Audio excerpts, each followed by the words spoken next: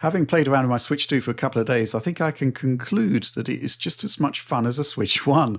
That's no bad thing, but I am left wondering what happened to the Nintendo that brought us the more radical Virtual Boy, 3DS, Wii, and Wii U. Not every gamble paid off, but should they have tried harder?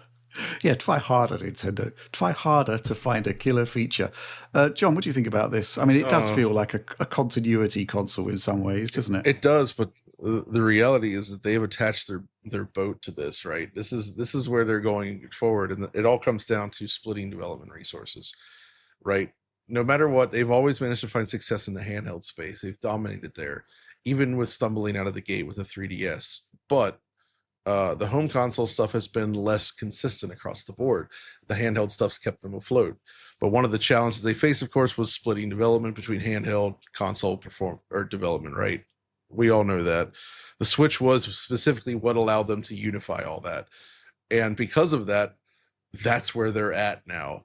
I don't think they can go back to a model where they have their development resources split between a handheld device and a home console. And because it's got to be a handheld device, there's only so much you can do, I think, realistically, with a form factor that allows it to remain a portable device, right? Like there's nothing too crazy there that they could do to upset that. Like, let's say you look at the 3DS, for instance, and the 3D screens. It's like, well, if that were also like the Switch, I think, 3D TVs didn't really take off. That would not have worked very well at all. So they couldn't use that feature there. Like, the Wii U concept was just like a beta for what the Switch is, and all the features from those previous things kind of mostly made their way into the current hardware. Like, I feel like they just found the best possible form factor for Nintendo games at this point.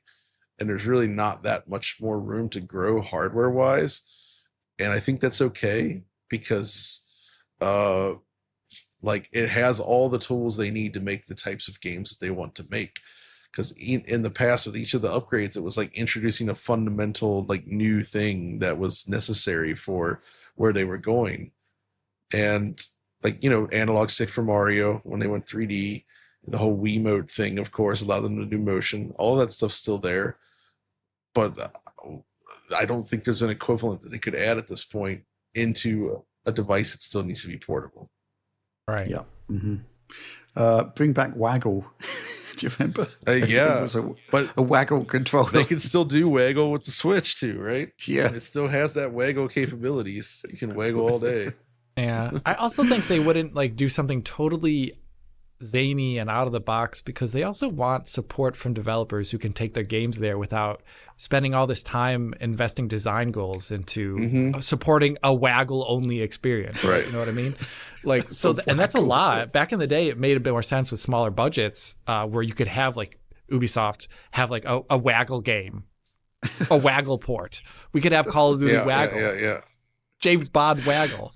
They did do a COD port of Waggle. They did. I remember the Waggle. And I think nowadays you can't make Waggle edition so easily. Well, this guy wants something that has a fun, changes things the way Waggle did, not necessarily more Waggle. I know. I was using that as a very silly example, but you know what I mean. They can't change up stuff too much. I think fundamentally they don't have Iwata anymore, right? Yeah. So they don't have a person driving behind creating these machines that wants to upset the boat, or, rock the boat that hard. But in fact, waggle the boat. Which also made me realize recently that we may have just experienced the final Nintendo game console launch in which a lot of the company's visionaries are still working there. Right. Like Tezuka-san, Miyamoto-san, and all of them. There's a lot of OGs still at Nintendo that will very likely be retired by the next time new Nintendo hardware is launched. So this is their final hurrah, if you will, which is interesting to think about. That's a fair point. Mm-hmm. Well, I've got a couple of points to make. First of all, during the Wii era, obviously waggle became part of the gaming vernacular. But now, looking back in retrospect, the whole concept of the name is just totally ridiculous. That's why I'm sitting here chuckling. Yeah, we're talking about waggle controls. It's like waggle. What's going on there? And of course, this sort of brings back the old 6-axis debacle as well. Yeah. It was which was a bit of a blind alley for Sony there. The second point is basically, we're going to have a situation seemingly where Sony is going to have a handheld machine and a home console, which is kind of like potentially the route forward that Nintendo could have gone down. But then, what do you do with that? You can't have a gimmick that only works on one of the systems. Right. That's the problem. Right. So the concept of actually producing a hybrid system produced the Switch, produced a phenomenally successful concept for Nintendo.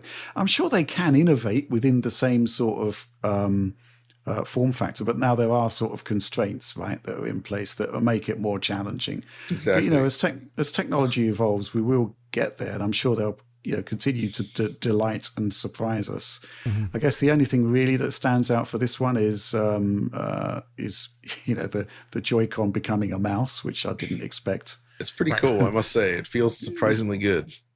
Yeah. Mm-hmm. I mean, we've not talked about Switch in this Direct, even though we were kind of planning to, simply because we need more time with the system, and there's a lot of things that have kind of annoyed us, John, I think, that make the whole thing seem a bit negative. Right, particularly the HDR, but we'll get to that in due course. Okay, let's move on to the